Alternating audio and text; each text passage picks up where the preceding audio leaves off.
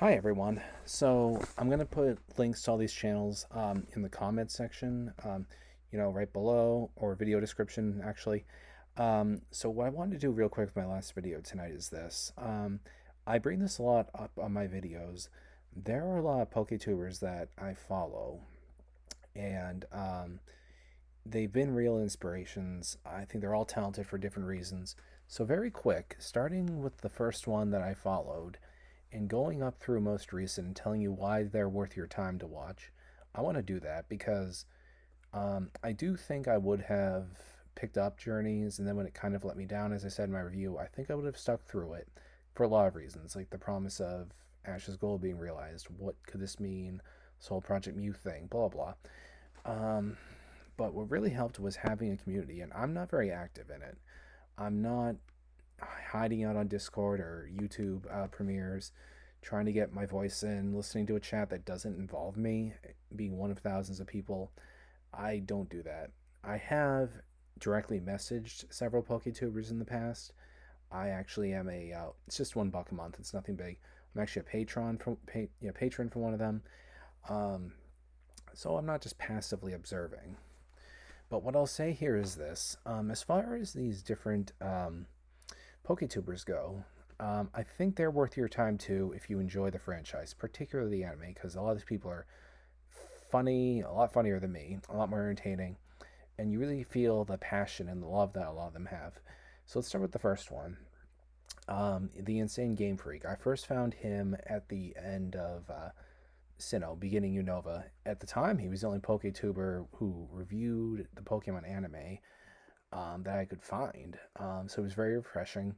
His videos are a lot like mine. However, he was doing his videos back in 2000. He started earlier than this, but I found him in 2010. I mean, I've given my reasons for why my videos are the low quality that they are. If you want to see better, just stick around. Anyway, but for 2010, it was very, very cutting edge stuff. Anyway, what I really like about his videos to this day is he's very passionate. He has, I think he still has it, an introduction promo video of his channel, and shows little skits like with him dressed up as Yuffie or things like that. Anyway, he's very hyperactive. I actually like the side of him that is more serious and analytical and even critical of things. Anyway, I do like Naruto, and I read through the entire manga, and I really liked the video that he gave about basically people back in the day were saying Sasuke was gay because he really was obsessed. I'm sorry, not Sasuke. Naruto was gay because he was really obsessed with trying to find Sasuke, and just in, I don't know, a really interesting way. So his real name is Tyrell. Tyrell was saying that no, it's not that. That's not the situation. It's just he feels like there's something he has to do. I just remember really liking that video. But the main thing I watched was his Pokemon videos, and I distinctly remember he had the episode where in Unova where Ash, Iris, and Dent go into the haunted house. I really liked his reaction to how Dent reacted to the ghosts. By the way, I will say, I don't think if you're someone who has a little child, these are necessarily channels that you want to have them sit down and listen to. Some of them, maybe it's not really worth going too much into as like a substitute TV babysitter because a lot of these people are adults in their 20s and 30s, and you can tell the way they present things is the way they would talk to a friend of theirs. So anyway, this fellow is the Insane Game Freak. Next one. So he goes by the name KG Mundial now, due to issues in the past with YouTube. He's very funny, and he's just laid back. He's very chill. He is one of the first people who I found who consistently every week would have something new to say about the show, really followed it, and he started weaving together the first that I know of Poketuber community. Next one being Dean95. He doesn't do Pokemon anime anymore because YouTube harassed him and took down a lot of his videos. I thought though he was very laid back, kind of reminds me of me in many ways, mannerisms wise. Seems like a nice fellow, but he was very good at giving his thoughts in a long roundabout way. So I wouldn't say like half-hour long videos, but good 10-minute long ones, really going into it. Next one I found was Timer on the God 3. I also really liked his Dragon Ball Super videos. One of my favorite videos ever was the character who is the same species as Frieza, who's in the tournament, who seems like a nice guy, but actually, backstabs the group.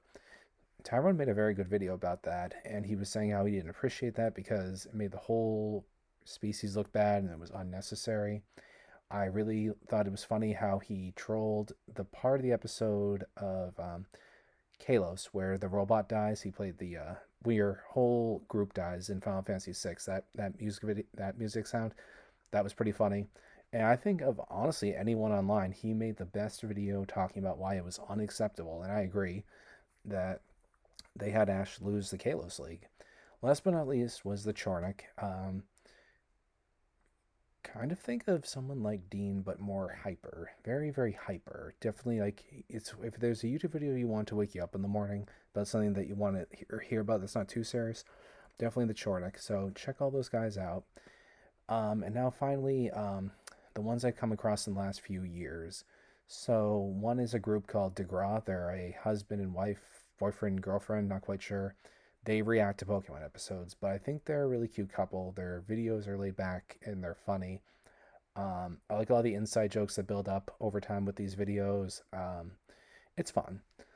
Um, Here, these next three are pretty much the biggest for me. So one is Charu Sharu. He's a guy named Charles who lives in Japan, and I first found him when I saw a video of his that talked about the reaction of fans in Japan to Pokemon being gone for a few months because of COVID.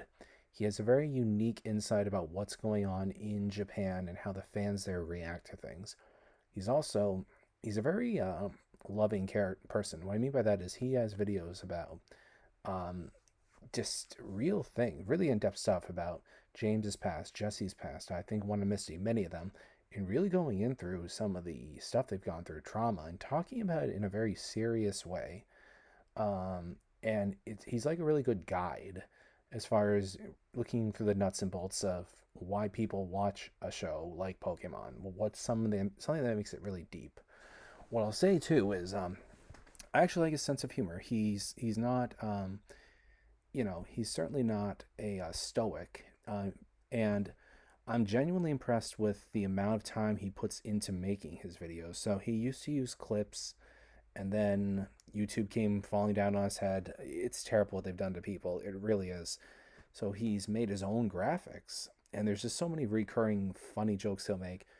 He uses tons of puns. He'll actually put the time into finding videos or pictures of things just to make the joke even funnier. I mean, he could probably be saving half the time just if he kind of was in a situation he kind of went with my approach. But there's a video I'd watch one. There's a reason I'd watch one of his videos over mine any day of the week. All right, two more. Professor Alex Silver, pretty interesting fellow. He, again, someone I'm really impressed by. His backdrop is really interesting. He actually looks like he's in a lab. He dresses up in a lab coat, and he'll review somebody's Pokemon. It doesn't matter if it's Ash's or Serena's or James, and he'll talk about not just every single time they appeared, but also their move set and their battle rates, how often they've won to lost. This also is something that he's definitely putting a lot of time into. I mean, just watching all this, I'm very impressed. And he updates pretty frequently. From what he brought up in a video before, I think he does have a day job as a consultant or something. So the frequency hasn't been as much as it used to. I feel like it was once a week originally, but the quality hasn't gone down. So anyway, there's that. And I would say the next one is probably my favorite one. So it's a fellow named Lumios Trainer Zach. And I'm very impressed with his videos. I first found him towards the end of Alola. He would do things like talking about the best gym battle or the best this. What really got me interested was how he ranked all the leagues, including right up to that point, the Alola League. And anyway, he has a whole rating scale, 1 to 10. He had a video where he explained why one number means this or that or blah blah blah. And I think he does a good job genuinely saying what he thinks, but also being mindful to not sound too opinionated about it. He's not too careful. He is not too self-righteous either. And he was one of the first Poketubers to make the commitment to reviewing every Journeys episode. I think he's done a great job all the way through now. Hate to say it if you're watching this, Zach, I don't follow the stuff you've done with your own Pokemon game, but only so much time in the day. But congratulations. It seems like a lot of people love it. Um, Last but not least, there are other channels that I'll sporadically watch, but I think this video has already served its purpose. It's the 7th video tonight. If you weren't mentioned, just know this. Doesn't mean I don't think your channel isn't good. There are easily 5 or 6 other people that I love seeing their reactions to things, but doesn't mean I won't make a follow-up video or throw something in the description at some point, update that, comment section, whatever. Anyway, that's about it. Take care.